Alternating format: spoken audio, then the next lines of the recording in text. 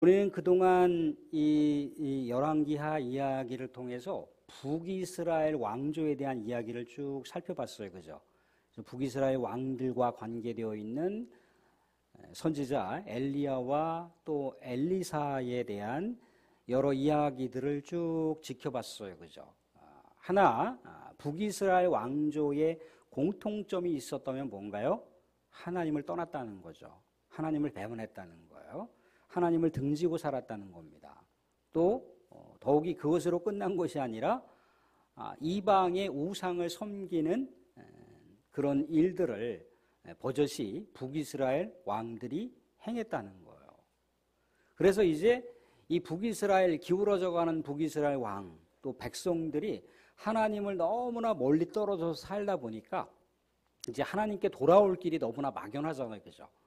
돌아올 수 없는 강을 건너버렸지 않습니까?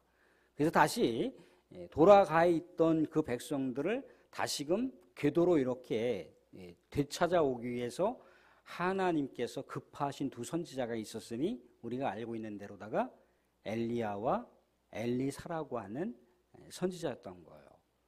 그런데도 불구하고 워낙 악의 깊이가 깊었고 또 죄가 너무나 우리 하나님으로부터 멀리 떨어져 있음으로 인해서 돌아올 수 없는 그 지경에 이르렀다라고 하는 것이 북이스라엘의 본질적인 모습이었다는 거예요. 하나님을 등지고 죄악 가운데 깊어져가는 이 북이스라엘은 과연 그들의 미래가 어떻게 나아가겠습니까? 멸망을 향해서 나아갈 수밖에 없다는 거예요. 이미 멸망이 예고되어 있었던 왕조가 북이스라엘의 왕조인데 갑자기 이야기에 비약이 생겨버렸어요. 무슨 이야기에 비약이 생겼느냐면 오늘 우리가 읽었던 이야기는 북쪽 이스라엘에 대한 이야기가 아니라 남쪽 이스라엘, 즉 남유다에 대한 이야기라는 거예요. 남유다의 이야기가 나오는 이유가 뭔가요? 남유다의 왕들도 북쪽 이스라엘의 왕들의 영향을 받는다는 거예요. 사람은 본디요 선한 곳에 영향을 받아야 되는데 선한 곳에 영향을 받는 그런 어떤 선한 영향력보다 이 악의 영향을 받는 악한 영향력이 더 커다랗다라고 하는 것을 볼 수가 있습니다. 오늘 말씀 가운데 보시면 한 인물이 등장을 합니다. 여호람이라고 하는 인물이 등장하죠. 그죠? 16절에 보시면 여호사밧이라고 하는 유다 왕이 있었는데 이 유다 왕의 아들이 여호람이라고 하는 왕입니다. 그런데 이 여호람이라고 하는 왕이 자신의 아버지 여호사밧은 나름대로 하나님 앞에 선과 의를 행했던 왕이에요. 물론 자신의 과오가 있기는 했으나 하나님 앞에 마음을 다시 돌이키고 하나님의 노선을 다시 추구했던 왕이 여호사밧 왕이잖아요. 여호람의 아버지는 그러한 선한 길을 결단했던 왕이라는 겁니다. 그런데 그의 아들이었던 여호람은 아버지가 갔던 길이 아닌 아버지와 길과는 전혀 다른 방향의 길을 가고 있었으니 그 길이 어떤 길이었느냐면은 북쪽 이스라엘 왕들이 걸어갔던 죄악의 길을 그가 선택했다는 거예요. 그래서 18절에 이렇게 나와 있잖아요. 18절 보시면 그가 이스라엘 왕들의 길을 가서 아합의 집과 같이 하였으니 이는 아합의 딸이 그의 아내가 되었음이라. 그가 여호와 보시기에 악을 행하였으나. 어떻게 보면은 하나님께서도 굉장히 냉정하게 이렇게 평가하실 수도 있잖아요. 그죠? 아니 그래도 뭔가 명색이 그의 아버지는 정말 하나님을 의지하고 하나님을 높이는 그런 왕이었는데 그의 아들이 하나님을 떠나면 얼마나 떠났을까 그런 의구심이 들고 물음표가 들겠지만 하나님의 평가는 냉정하시다는 거예요. 하나님의 평가는 그가 윤리적으로 어떻게 살았다라고 하는 것도 물론 포함되지만 그것보다 더 강한 우리 하나님의 평가의 기준은 뭡니까? 그 가름대는 뭐냐면 과연 하나님 편에서 살고 있는가? 하나님을 의지하고 살고 있는가? 하나님 말씀에 순종하여 살고 있는가? 그게 하나님의 믿음의 척도라는 거예요. 그런데 이 여호람은 어땠습니까? 하나님의 길과는 다른 길을 갔다는 거예요. 이게 이제 여호람 왕의 모습이었는데, 그럼 하나님의 길이 아닌 북쪽 이스라엘 왕들이 불신앙했던 그 길을 갔던 그 근거는 어디서 생기는 건가요? 왜 그 길을 갈 수밖에 없었을까요? 18절 중반절에 다시 보시면 뭐라고 나오냐면, 이 여호람 왕이라고 하는 사람이 아합의 딸이 누구 아내가 된 겁니까? 여호람 왕의 아내가 된 거예요. 말하자면 불신앙 집안의 딸과 결혼한 겁니다. 근데 이게 이제 엄청난 영적 모험을 줄 수밖에 없다는 거죠. 왜 그렇습니까? 그의 아버지로부터 선악의 영향을 받았고, 아니면 그 당대에 그 위에 선조로 올라가게 되면 제1대 남유다의 왕은 누굽니까? 다윗이란 말이죠. 그죠? 다윗 왕이라고 하는 왕, 그 밑에 그 솔로몬, 그 밑에 왕들이 그래도 나름대로 하나님의 길을 올곧게 걸어가려고 애썼던 영역들을 우리가 풍성하게 성경을 통해서 볼 수가 있잖아요. 그런데 그 모든 신앙의 유산, 아름다운 신앙의 상속과 계보를 완전히 다 상실해버렸었던 그 근거 내용이 뭔가요? 불신앙의 집안과 결혼했기 때문에. 사실 우리는요, 제가 여기 계신 분들 중에 뭐라고 제가 얘기할 수 있는 건 아니지만, 앞으로 내 사랑하는 자녀를, 내 사랑하는 믿음의 자녀를 결혼시킬 때 혹여라도 사윗감으로 데리고 왔거나 며느리감으로 데리고 왔다 이거예요. 근데 불신앙이야, 믿음의 집안이 아닌 집안에 살았기 때문에 예수님을 잘 몰라요. 교회 다닌 경험도 없어요. 신앙생활한 경험도 없습니다. 그러면 결혼의 조건을 반드시 걸어야 됩니다. 교회를 다니고 세례를 반드시 받아야 된다라고 하는 것. 그리고 혹여라도 나이가 적정한 나이가 되었을 때, 뭐 교회에서 이제 우리가 만 25세부터 집사직분을 줄 수가 있는데, 혹여라도 그런 교회에 해당이 된다면 항상 세례를 받고 집사직분을 받고 성경을 반드시 1독 이상 해야 될 것, 그런 조건을 달아야 돼요. 믿음의 영역 안으로 들여놓고 결혼식을 시켜야 된다고요. 그러니까 믿음의 자녀들의 앞날의 믿음은요, 결국 믿음의 부모가 사활을 걸어야 되는 상황까지 우리가 지금 살아가고 있어요. 믿음의 자녀들이 그저 그렇게 이성적으로 자기 눈에 보기에 좋고 감성적으로 좋고 끌리고 그래서, 물론 감성적으로 뭔가 호감이 있어야 되는 것이고 정서적으로 물론 소통이 돼야지 사랑을 나눌 수 있는 거죠. 그런데 근본인 믿음의 영역으로 들어오지 않았다. 그럼 믿음의 영역으로 들어올 수 있도록 반드시 부모가 철저하게 해야 된다는 거예요. 말씀드린 대로다가 믿음의 영향을 받는 게 아니라 불신의 영향을 받는다는 거예요. 그래서 항상 우리가 수고롭고 고단하지만 또 20살 이상 된 우리 자녀들이 자신들의 인생길을 갈 수 있어요. 우리 부모하고 상관없이 성인이 되었으므로 자기 인생을 책임져야 되는 나이가 됐지만, 그럼에도 불구하고 우리 부모는 계속해서 신앙의 상속을 우리 후세대들이 이어갈 수 있도록 권면하고 또 기도하고 애써야 돼요. 영적 생명을 잘못하면 상실할 수 있는 몸을 걸어야 되는 그런 위기가 내 사랑하는 자녀들 앞에 있을 수 있다는 거예요. 물론 현세적으로 그냥 그렇게 뭐 아들 딸 낳고 행복하게 살아갈 수 있을지 모르겠어요. 근데 그것은 진정한 행복이 아닙니다. 진정한 행복은 우리 하나님 안에서, 주 예수 그리스도 안에서 살아가는 것이 진정한 행복이라는 거예요. 믿음의 가정을 이루어갈 수 있도록 우리 부모님들이 애를 쓰셔야 돼요.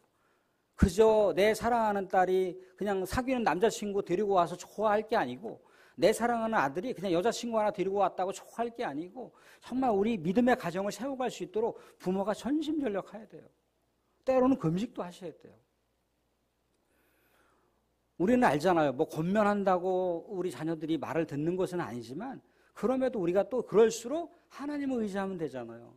하나님, 그래도 내 사랑하는 아들이, 내 사랑하는 딸이 정말 그래도 가정을 이루었는데, 또 배우자를 이제 만나야 되는데, 또 사윗감을 데리고 왔는데 또 며느리감을 데리고 왔는데 꼭 믿음의 계보를 잇는 가정을 세워갈 수 있도록 하나님 힘주시고 지혜 주시고 성령의 은혜를 주십시오 라고 그렇게 계속 우리가 기도하고 간구해야 돼요. 여호람 왕 자신의 할아버지가 누구예요? 다윗이란 말이죠. 솔로몬이란 말이죠. 자기의 아버지 여호사밧도 하나님의 선과 의의 길을 걸어갔던 아버지잖아요. 그런데 갑자기 이 아들이 그냥 남유다에 있는 그냥 믿음의 처자를 만나서 살았다면 아마 그럴 일이 없을 텐데 불신앙을 추구했던 북쪽 이스라엘의 왕의 딸과 결혼했다는 거예요. 뭐 가문과 가문이 만나니까 그래도 왕조 집안의 딸과 결혼했으니까 뭔가 근사해 보이잖아요. 그죠? 괜찮아 보이잖아요. 근데 그것은 빚 좋은 개살구라는 거예요. 속빈 강정이에요. 제가 알고 있는 아주 가까이 있는 분은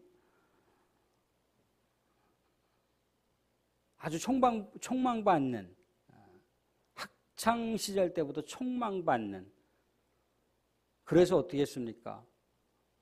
자기 아버지가 이런저런 일을 하는 모습을 볼 때 자기 아버지가 하는 그 사역 가운데 죽어가는 영혼들을 보는 거예요. 아, 내가 저 죽어가는 영혼들을 위해서 무엇을 할 수 있을까? 뭔가를 할 수 있으면 좋겠다 라고 해서 의대를 들어갔어요. 서울대 의대를 들어갔습니다. 들어가서 뭐 거쳐야 되는 코스를 최연소로 해서 다 이제 의학 박사까지 취득을 했어요. 젊은 나이에 그렇게 했으니까 얼마나 손자리가 많이 들어왔겠어요. 그죠? 대기업, 중소기업에서 그냥 막 그 가문, 좋은 가문의 집안의 중매장이들이 그냥 막 다 연결을 해더라는 거예요. 근데 열이면 열, 가문으로 생각하면, 세상의 가치로 생각하면 남부러울 곳이 없는, 어떻게 보면 자기가 병원도 차릴 수 있잖아요. 그죠? 그 가문과 결혼을 하면. 그런데 다 노. 왜 그런지 아십니까? 믿음의 집안이 아니었던 거예요. 믿음의 자녀들이 아니었던 거예요. 나이가 벌써 30이 훌쩍 넘어갔어요. 그런데도 믿음의 자녀가 아니기 때문에 결코 자신의 삶을 줄 수 없다는 거예요. 그런 삶에 우리는 그런 기백이 있어야 돼요. 그런 기백이. 이 여호람이 우리 하나님을 떠나자 어떤 상황이 생깁니까? 말씀 가운데 등장하고 있는데 21절 보시면 20절, 21절, 22절을 보시면 에돔이라고 하는 나라가 유다를 배반해요. 그죠? 남유다 왕조의 반기를 들었다는 얘기잖아요. 그죠? 또 저쪽에 22절 하반절에 보시면 림나도 배반했어요. 그죠? 이제 그동안 하나님이 지켜주셨을 때는 이 남유다가 나름대로 장악하고 남유다가 통제했었던 그 왕국들이 있잖아요. 그죠? 소수민족들이 있었는데 그 민족들을 다 통제하고 통솔할 수가 있었단 말입니다. 그런데 하나님을 떠나니까 그 모든 것들이 다 이제 적으로 둔갑을 하기 시작을 하는 거예요.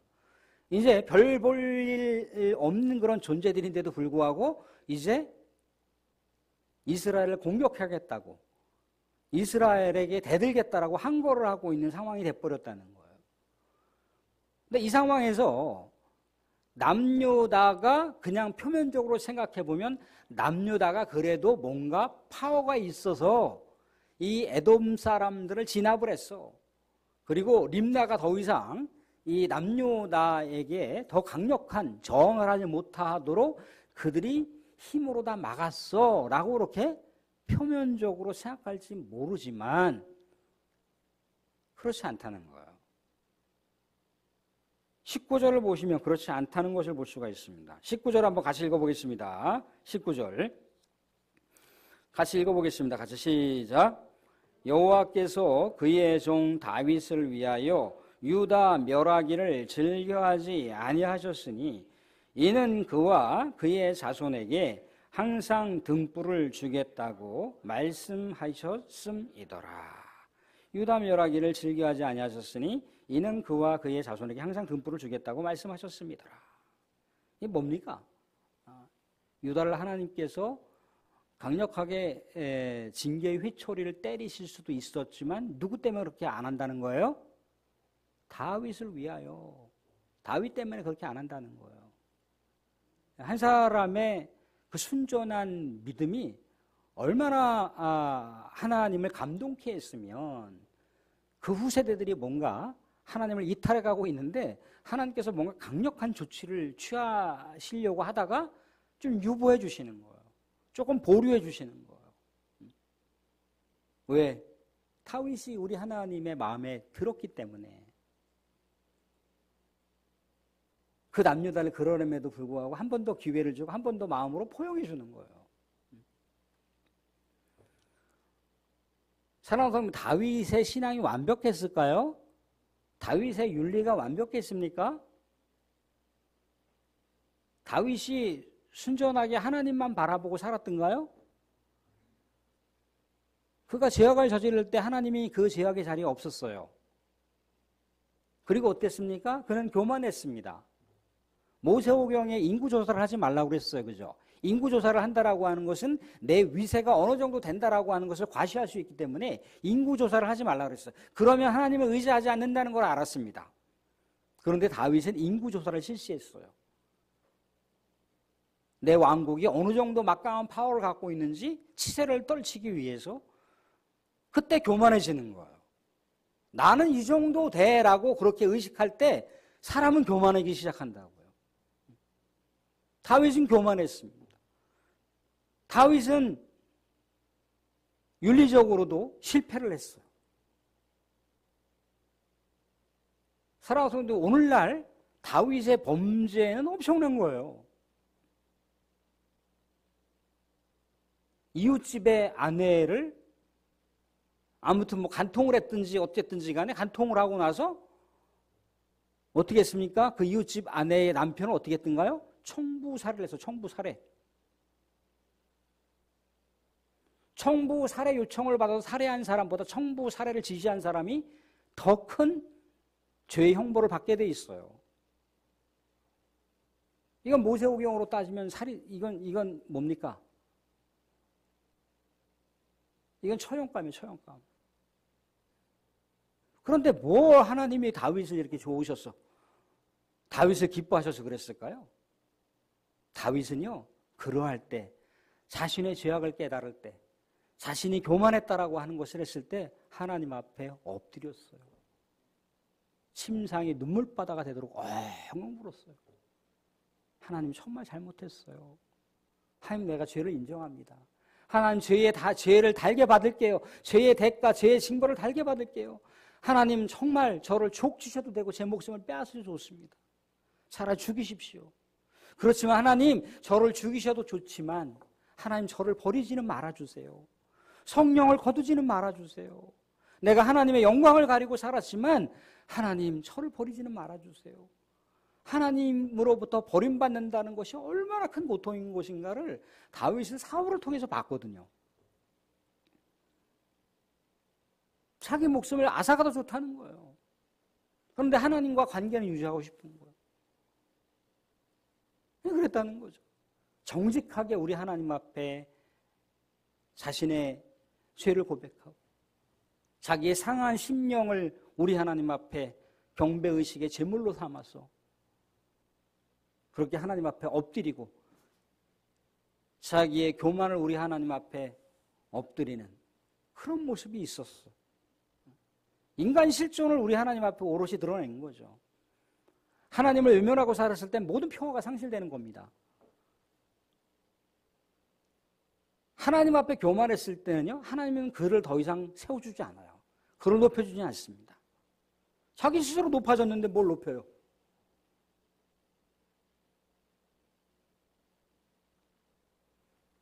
예수 그리스도의 비하 승계 아시잖아요. 예수님께서 십자가까지 저 하늘 보좌에 계신 왕께서 이 땅 가운데 인간, 이 죄의 인간의 모습이 되셨잖아요. 어디서 태어나셨습니까? 화려한 왕국에서 태어나셨던가요? 말국에서 태어나셨다고 하잖아요. 그렇죠? 이 세상 가운데 살아가면서 모든 사람들이 추앙하는 그런 죽음으로 그가 자신의 죽음을 맞이했던가요? 아니요. 속된 말로 개죽음 당했어요. 참혹한 죽음.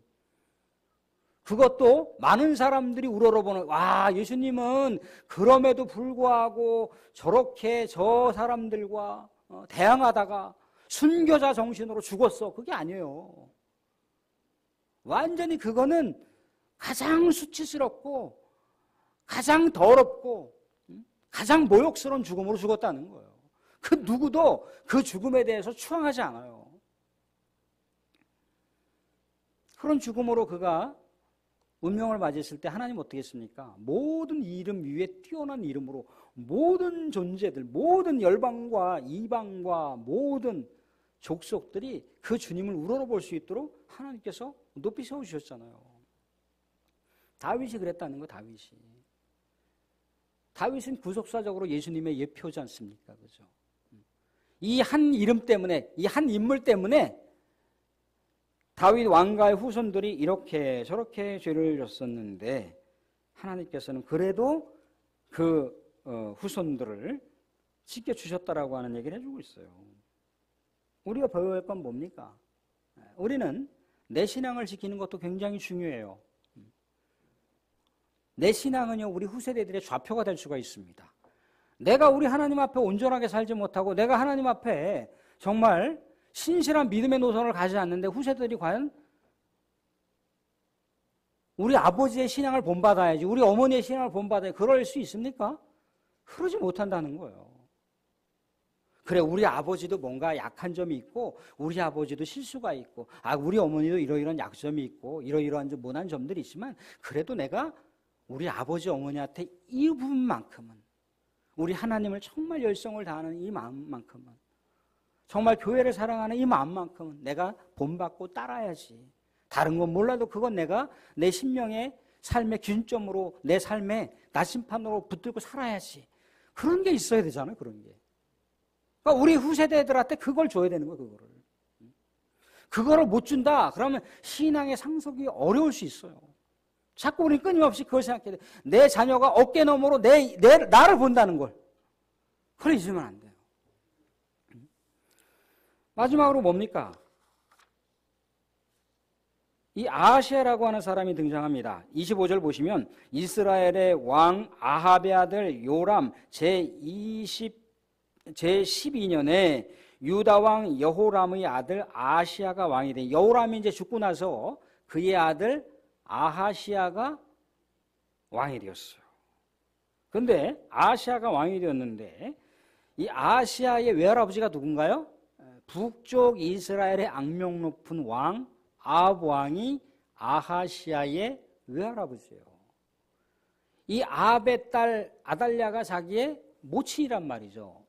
도대체 누구의 영향을 받겠어요?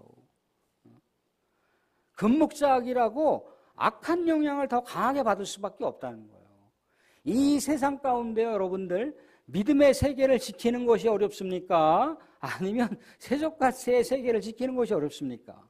믿음의 세계를 지키는 게 어려워요. 어렵습니다. 결국 믿음의 길을 지키지 못했을 때, 믿음의 백성들이 믿음의 길을 지키지 못했을 때 29절, 28절, 27절에 그런 얘기를 볼 수가 있어요. 악을 행해서 어떻게 했다는 겁니까? 여러 가지 위험한 상황들이 초래되고 있는 모습을 볼 수가 있어요. 하나님께서 믿음의 아들 이 다윗이 우리 하나님을 정말 열성을 다해서 겸손하게 또 잘못했으면 회개하고 다시 우리 하나님을 앙망했던 그 모습 때문이라도 후세대들을 완전하게 멸하지 않았지만 계속해서 후세대들이 믿음의 길을 이탈하게 갔을 때 그 믿음의 길을 이탈해 갔던 그 모습은 북쪽 이스라엘의 왕들이 추구했던 모습과 너무나 닮은 꼴이었다는 거예요. 그건 뭘 얘기하나요? 남유다도 북쪽 이스라엘처럼 멸망의 징후가 보인다라고 하는 것을 경고하고 있는 거예요. 사랑하는 성도들, 하나님을 떠난다라고 하는 것은요, 그저 그렇게 당대만 영향을 미치는 게 아니에요. 후세대들에게 엄청난 영향을 끼칠 수가 있어요. 한 사람의 믿음을 지켜간다라고 하는 것은요, 그만큼 어려울 수가 있습니다. 그럼에도 불구하고 내가 온전하게 우리 하나님 앞에 깨어서 신앙의 노선을 추구했을 때 그 노선의 가치는 우리 후세대들에게 선한 영향이 될 수 있지만, 내가 믿음의 길을 가다가 떠났다. 후세대들이 믿음을 지키다가 떠날 수 있는 가능성이 또 하나의 영향력이 될 수가 있다는 거예요. 이게 여호람과 아하시야를 통해서 보여주는 메시지인 거예요. 하나님께서도 얘기하시잖아요. 그죠? 하나님께서 축복의 메시지에 3대까지밖에 영향을 못 미친다라고 하는 얘기를 볼 수가 있어요. 사랑하는 성도들, 하나님을 떠나는 것은 평화를 상징하는 것이고, 하나님 안에 있으면 전쟁 중에도 우리 하나님의 샬롬을 찾을 수가 있어요. 이게 하나님 백성들이 하나님을 붙들었을 때 하나님께서 보장해 주시는 길이라는 거예요. 우리 하나님 백성이라고 어찌 혼란함이 없고 어찌 고통이 없고 정말 삶이 뭐 늘 언제나 장밋빛 미래만 펼쳐집니까? 내일 우리의 삶이 엄청난 폭풍과 같은 일들이 벌어질 수 있어요. 그런데도 불구하고 예수님과 함께 할 때 그 폭풍우가 몰아치는 그 상황 속에서도 우리 주님께서 지켜주신다라고 하는 것을 우리가 느끼고 공감하고 확신하고 나아갈 수가 있는 거예요. 이게 믿음 안에서 살아가는 백성들의 모습이라는 겁니다. 사랑하는 말씀을 정리할게요. 세 가지 생각해 볼 수가 있습니다. 어떤 세 가지입니까?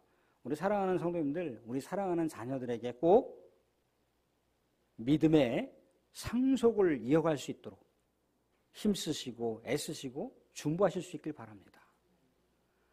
믿음의 길을 하루 놓치면 그 믿음의 길을 끌어들이는데 더 많은 시간이 필요해요.